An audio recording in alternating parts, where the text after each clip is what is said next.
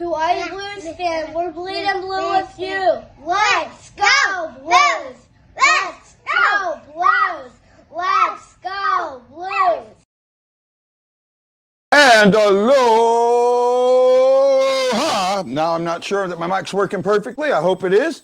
Aloha, this is Guy, the Hawaii Blues fan, coming to you live from Honolulu, Hawaii. This is the BlueNote Fan Report Pre-Game show. The Blues are taking on the vaunted Las Vegas Golden Knights tonight, and this is a pretty big game. Didn't think that I should do this one by myself. So first, let me bring in guest number one. I have none other than the legend himself, Mr. Gabriel Foley of The Last Word on Hockey. How you doing, Gabes? I'm all right. I'm very excited to be here. Well, man, I really appreciate that. It's an absolute thrill to have you with me. And guest number two, he's a friend of yours, friend of mine. It is none other than Lance from the Drop Podcast.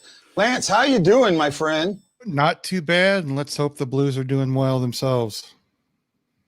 Yeah, it's going to be a big game. I'm really looking forward to this game. We've gotten some news. Bozak is back out, and it also looks like Thomas is in, which is good news. I'm hoping that there's some other things that are coming on that are going to happen along with this. It looks like the team is starting to gel a lot better than what we've seen in the past. So I'm really looking forward to see what happens today against a top-notch team. Now, I'm not sure who's going to be in net for the Knights, but I'm thinking Leonard. It's going to be the Flower. It's Leonard. Leonard. Oh. Fleury was in goal last night. Oh, okay. Oh, yeah. They lost last night, right? They won 4-2. 4-2. I thought they lost last night. I thought their streak got snapped. From what I've been watching last night, it was they won 4-2 3 nights ago. So their game before last night, and then they lost last night 1-3 against the team. Hey, so I'm not totally screwed in the head. I thought so. All right. No, so this is actually big for us now that we know that they've lost. You know, this is our chance to move forward. Actually, yeah, they lost to the Kings. That's what I thought, because it was like finally the Kings gave us a hand. Hey, Gabes, let me get to you real quick. You're with the Last Word on Hockey. You're an editor for them, correct? Yep, senior editor. Senior editor. So do you mainly handle the Blues, or do you handle everything? I mean, I started out handling the Blues, and I'm celebrating my 7 years here in a couple of months. So I've climbed up the ranks. I'm more general there. And to keep my Blues niche satiated, I started working with SB Nation St. Louis Game Time as well. So the site that used to do the game day papers. Yeah. I've been with them for about 2 years now, I think. So I thought you've been with them a little bit longer than that, but yeah, I remember you'd written for them. I had subscribed for a while. I haven't recently with there being no games, and I don't know what if they're putting anything out right now or not. Actually, that's where I had thought about start writing, but I stopped and then started my own stuff. It's so great. It's great to have you here. I know you've worked with Blue Notes and a few of the other guys. This is the first time you've been on my show. So, big aloha and welcome to the Blue Note Fan Report. Aloha. I meant to text Tom Franklin today. I didn't get around to it, but I wanted to nag him about me coming on here. Oh, man, that's great. So, hey, Lance, I'm not forgetting you, buddy. There's something that I wanted to talk to you about when it comes to goalies, right? I noticed last night with Husso, he seemed to be moving his head a lot, like he didn't know where the puck was. Is that normal, or am I missing something? Or, did you catch that? Did you see that he was moving his head too much or anything like that? I didn't notice it any more than any other game. Some goalies move their head around a lot, other goalies don't. Sometimes when you are a little lost, you take an extra step to try to keep the flow of the game going and try to know where the puck is at all times. So if that's what he was doing, that's quite possible. I know when a goalie's pressing a lot, I mean, there's all different kind of things a goalie does when he's pressing a lot. And that could be one of those things where he's moving his head around a lot to make sure he is following the play and he doesn't miss something. So it's quite possible that's why he was doing it. But myself, I've never done that. I normally have just kept my head the same way. But that's a good observation that you came up with there, because it's quite possible that maybe he wasn't feeling super confident in the game. But overall, I mean, everything about Ville Husso, the way people treat him, is just totally off. Yeah, the guy's giving up goals on the first shot. Yeah, the guy's giving up goals on the second shot. Yeah, the other night it was a goal on the third shot. But I have one question. Did the Blues win? Yeah. No, yeah. I'm with you on this. Yeah, I thought I mean, so many people in this town. I think what it is, Jake Allen's no longer here, and some of these people just need somebody to whip on. Because in my mind, like I've told you before, I don't care if a goalie wins 5-4. Did he make that last great save to get the win for you? That's all that matters to me. Now, if there's a trend and you see a goalie giving up 4 goals and 4 goals, 5 goals, 3 goals, 4 goals, yeah, you've got something to worry about. But what some people need to realize that these guys, they make mistakes, and the people shooting against them get paid to score. The goalies get paid to save the puck, and the guys get paid to score. And there's a lot of good players that score. So just because a guy just by happenstance lets in the first goal doesn't mean he's not paying attention. However, there are goalies that, if you go back through time and remember them, Curtis Joseph was one of them. If Curtis Joseph faced 22 shots, he was good. Okay. But if you look at some of his best games, 35, 40, 42 shots, he was really into the game. And some goalies need that extra time to get into the game. And it's quite possible that Ville Husso is one of those guys, and he just needs to figure out to get into the game quicker. Yeah, I kind of see that. It was just an observation. You've heard me talk. I know, Gabriel, you haven't. I'd rather listen to what's happening in the game than watch what's happening in the game, because you hear who's in the play, right? And sometimes you don't see it, and that's like we're getting on Dunn, saying Dunn was making all these mistakes, when in the actuality, Dunn was in on a lot of plays, and that's probably why he was making the mistakes, because he was in too much. Real quick, before we go on, I just saw the lineups. Gabriel had nicely sent them to me. So we've got O'Reilly, center in Perron and Kyrou. I like that line. Shen with Schwartz and Tarasenko, and they're starting to click. That's a good thing. Then you have the interesting part. You have Thomas with Sanford and Hoffman, and De La Rose with Joshua and Clifford. Joshua's more of a natural center, isn't he? Yeah. So he is, but Berube's just doing whatever he can to get him into the lineup. I love the faith in the new kid. We don't see that a lot with the Blues. It's always so religious. Yeah, that's a really, really good point. That has been one of my criticisms of Berube, not giving some of the newer guys a proper chance. And one of these is in defense. I don't think Mikkola is getting enough of a chance. Right? Yeah, I would definitely agree with you. And the thing about Joshua, he's played the wing before, so it's not something he hasn't done before. I wouldn't want to do that to somebody that hasn't done it, at least somewhat in college or major junior or high school, whatever it is. But Joshua, it will do fine on the wing. I've got no doubts about it. He's a smart player, and I'm just happy. One thing I'm happy about is to see Mr. Sanford on the third line where he belongs. I know all these people keep telling me because of analytics, he's one of the top forwards in the league. I'm sorry, but the eye test tells me and the ear test tells me Zach Sanford's not one of the top forwards in the league. I don't care what analytics say. That's why, Guy, I look at analytics and I hold them in regards as not real high. Some of the stuff I'll look at, but other stuff I won't. I think Sanford's good on the third line. He's not a first line guy. He's just not. Yeah, I'm with you on there. I don't think he's a first-line guy either.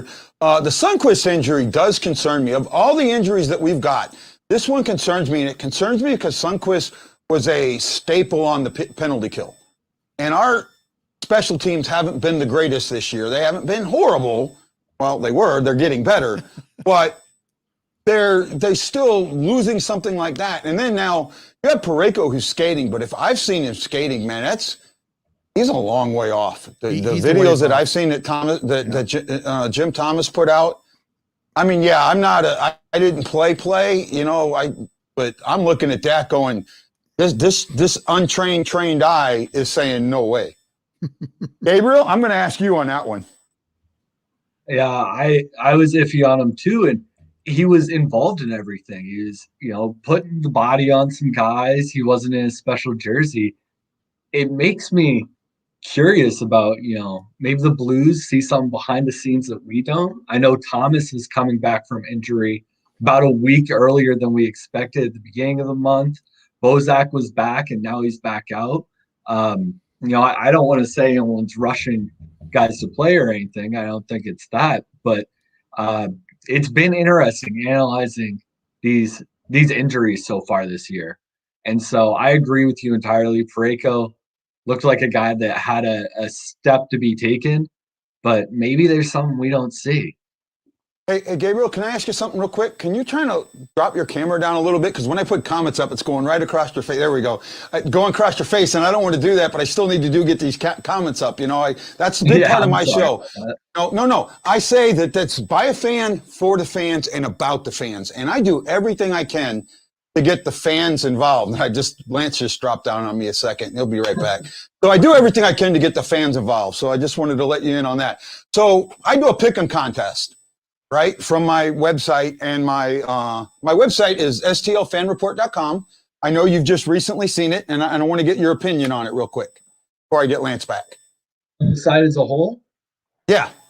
Oh, I've been a big fan. Tom showed it to me a bit ago, and I've followed you for as long as he's shown me, pretty much since the last time I was on Blues Report. You said you thought about joining Game Time for a bit, then you did this, and I mean, you're putting out the same quality of stuff that they do. I appreciate that. I mean, I'm a genuine fan. I can say that. Then I really, really appreciate that. And I'm going to throw something. You're going to get shocked by this, and maybe you remember this, maybe you don't. Blues Rants. You know, or not Blues Rants, Blues Buzz blog. Yeah. You know what I'm talking about now? Yeah. About a year ago, he kind of blocked me, and he kind of threw a shot at me. You remember that? Yeah. Oh my! I haven't thought about that in a while. You know what? You know why I'm bringing it up? I'm bringing it up because I want you to know I don't hold grudges. All forgiven. No issue. There you go. That's how much I appreciate Blues fans. I don't mind stuff. You know, stuff like that happens. It really does. Like, always just got to remember who we are and what we want to do, and that's what's so freaking important. And with a team like the Blues, too. I mean, they have put us through some trials before, so can't hold a grudge. We cheer for one of the most stressful teams. And trust me, I don't want you to think that I was diming you out or anything. I actually just I wanted to put that directly to the open, so you got, me as a whole, that, I'm not pushing anything or agendas or anything like that. I'm just absolutely glad to talk to Blues fans. It really, and Blues media, I'm getting, without being unhumble, I'm getting some of the best interviews of all of us. And I'll take that all day long. I do want to bring up one thing. So I did my pick today, and I'm sorry, I had to go with the Knights. I just think that their talent level at the moment is ahead of us. Right? I want to know what you guys think in this game. Do you think that I'm off here, because now the Blues did lose? They're 1-1-1, if I remember correctly, or 1-0-2, or 1-2-0 between them. They played 3 games. I know they won the first one. 1-1-1. Yeah, 1-1-1. So we did lose one in OT, right? Gone to overtime. The Blues won one and they lost one. Lost one. So I was close. My memory's not completely out. Roland's let me know we got about 15 minutes left. I appreciate that. Jordan say, Guy, Mom making fun of you and being in Facebook jail. Yeah, I'm in Facebook jail because I made a quote. I said, sorry, fat fingers to somebody because I misspelled Calder, and Facebook took that as me calling somebody fat. Well, so I got banned for 3 days. Guy, do you know why? Because you didn't, if you would have put the right, if you would have put a comma after the sorry, Yeah. you wouldn't have had any issues. But the way their algorithm is, Yeah. it picked up sorry fat, had nothing to do with fingers. It was the sorry and fat that did you in. Yeah. So no. I wanted to say something. I wanted to say something real quick. Yeah. About Dunn and Mikola. Mikola is great. I want more time with him. Dunn's only 24 years old, I believe. Don't give up on the guy quite yet. If the Blues traded him, would I lay down in bed and die? No. But the guy's got talent, and I can tell you exactly what he's doing. He's pressing. You can tell the guy cares. He's pressing and pressing and pressing. And when you press and you worry about making mistakes, what do you do, guy? You make mistakes. He's not as bad as people think, and those people that love him, he's not as good as people think. But he's not a bad defenseman. He's a young guy still making mistakes. If he was 27 years old, I'd say get rid of him immediately. But he had a very good playoff a couple of years ago, and everybody says he's only a defensive guy. I'll say he's offensive. I'll say he's offensive at the foremost, but he's not as bad defensively as Kevin Shattenkirk. He reminds me of Kevin Shattenkirk, but nobody can be as bad defensively as Kevin Shattenkirk. So go ahead. I gotta bring Gabriel in on this, because Gabriel, I know how well you've covered the team. I want to know what you think about that, because I also know that you're kind of a Shattenkirk fan, if I remember right. Yeah, and Vince Dunn is my favorite player on the Blues right now. Okay. So, I mean, he's right. Dunn has had his ups and downs, but I think last season he proved himself offensively. I think he did great in the offensive zone, skating the puck up the ice. I think this year he's proved himself defensively. I haven't noticed as much offense from him, but I think his defense has been really solid. I think he's rounding things out. And at this pace, as long as we don't lose him to Seattle in the summer, I think we're going to see a pretty impressive Vince Dunn. I completely agree. No, and I said this, I'm kind of like in the middle on Dunn, right? I'm neither one side or the other. I'm kind of in the middle, but I'm paying attention to the ears, right? To my deaf ears. I'm deaf, but trust me, I pay attention with my ears. And I keep hearing Dunn's name, and in more times than not, it's him getting in on the play. Him doing this, it's him doing that. He's made mistakes. I get that, but so is everybody else. No one's perfect. Well, you know what, guy? One thing I'd like to bring up. Does anybody remember what Kyrou did to Alex Pietrangelo? Yeah. Okay. That's basically what happened the other night with Dunn. The guy just went right past him and scored.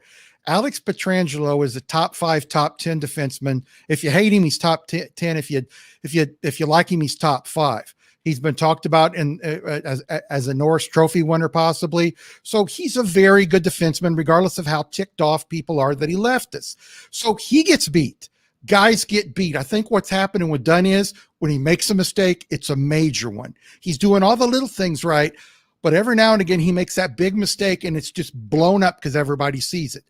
Give him a break, guys. He's a good young defenseman. Is he great yet? No. But just stay off of him a little bit. He'll fix some things.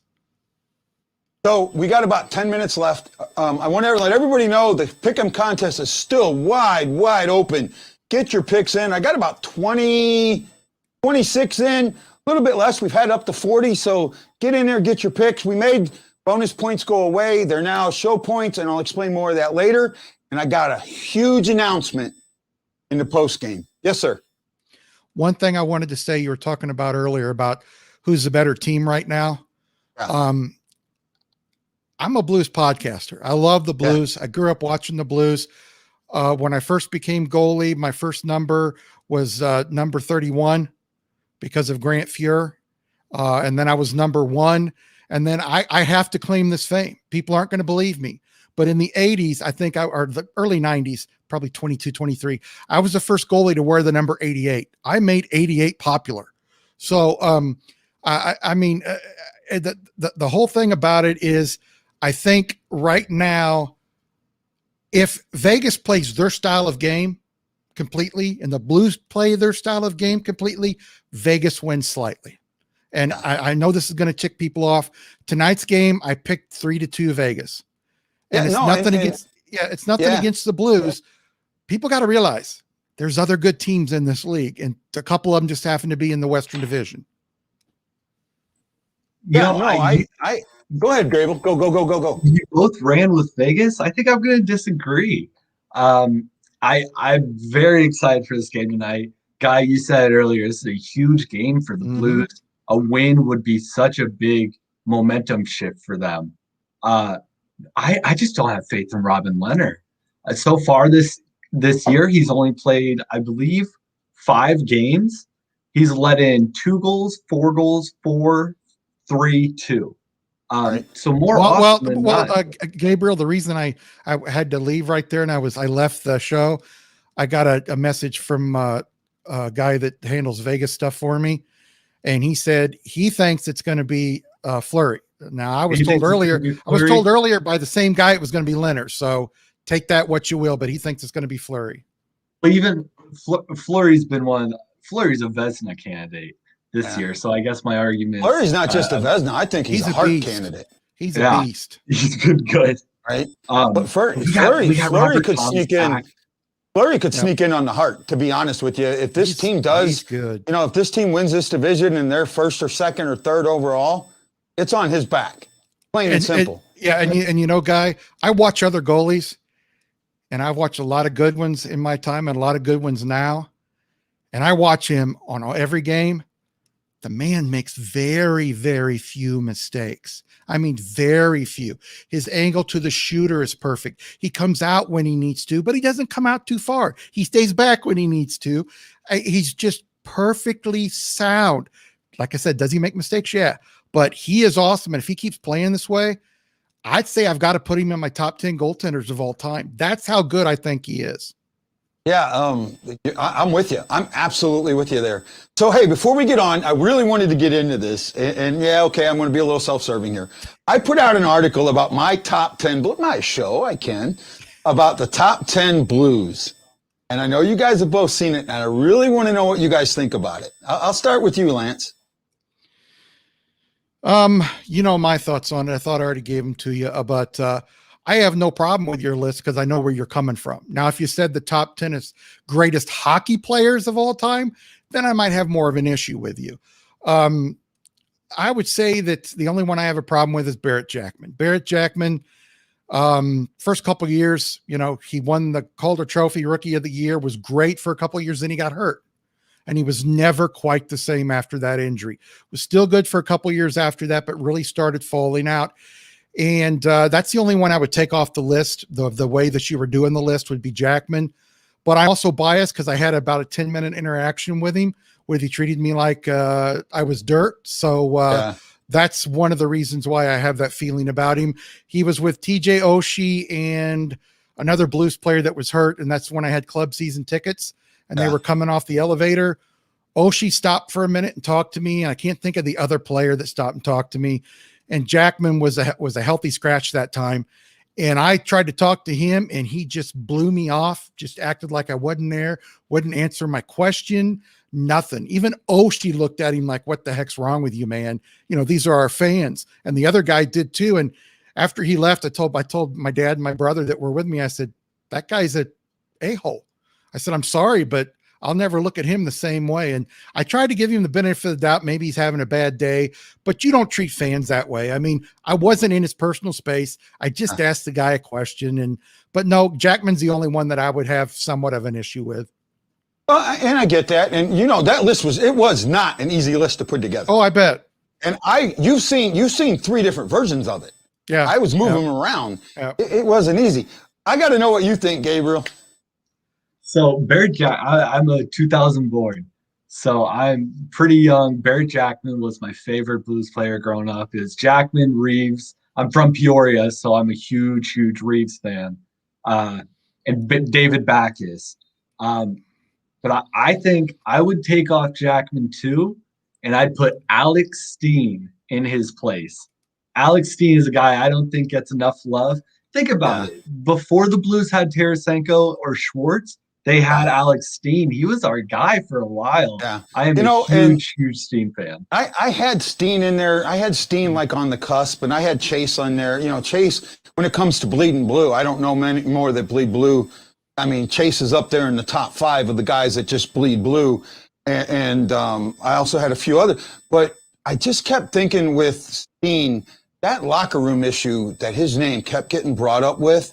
I mean, it just seems to me that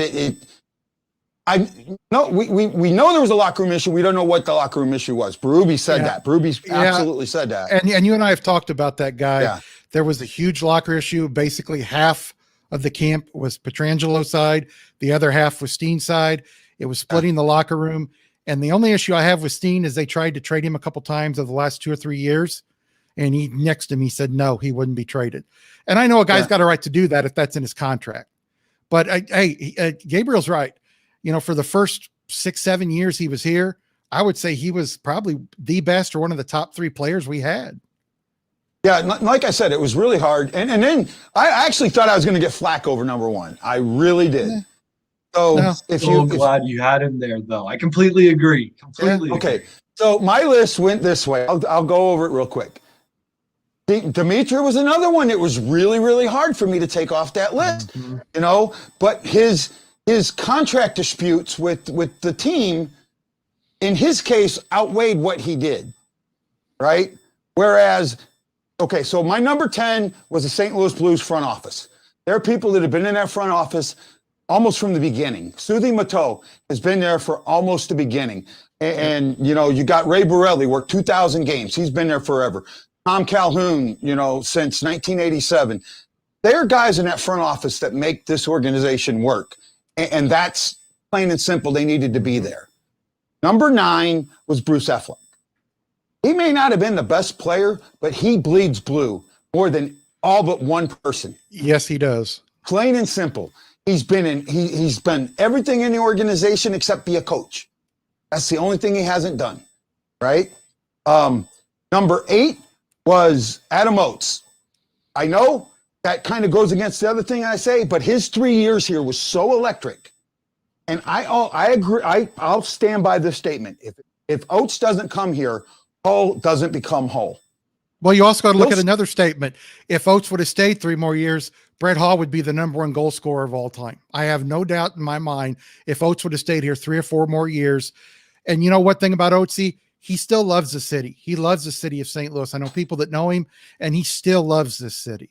Yes, I do know that. And I have been said that. I said, you know, it was a bad divorce, but not by this fan. Yep. Right? Number 7 was Barrett Jackman. Very, very tough there. And then number 6, and I'll save the other ones for the first intermission. I think I got both you guys back at first intermission, right? Yeah, I should be able to. Yep. Okay. My number 6 was Bark. Mm-hmm. Bark, if Bark would have stayed in this city, stayed alive, if Bark would not have gotten sick and he'd still be alive, Bark would have gotten the first taste of that cup. Hey, Leafs Forever, how you doing, buddy? Well, we got about a minute to go. So, guys, thank you so much for joining me. Good talk. Really, really good talk. I think we covered some great topics today. I can't wait to talk about the intermission and see what happens. I hope it's a happy talk and not a bad talk. I love you guys. I'll see you at the intermission. Lance, can you stick by? I need to talk to you about something. Yeah, no problem. I'll stick by. So this is Guy. Thank you. Let's go Hawaii Blues. fan. Let's go Blues. Yeah. So. Let's go Blues! Let's go Blues! Let's go Blues! So I messed that board up. So this is Guy saying aloha, mahalo, and I'll catch you on the intermission show.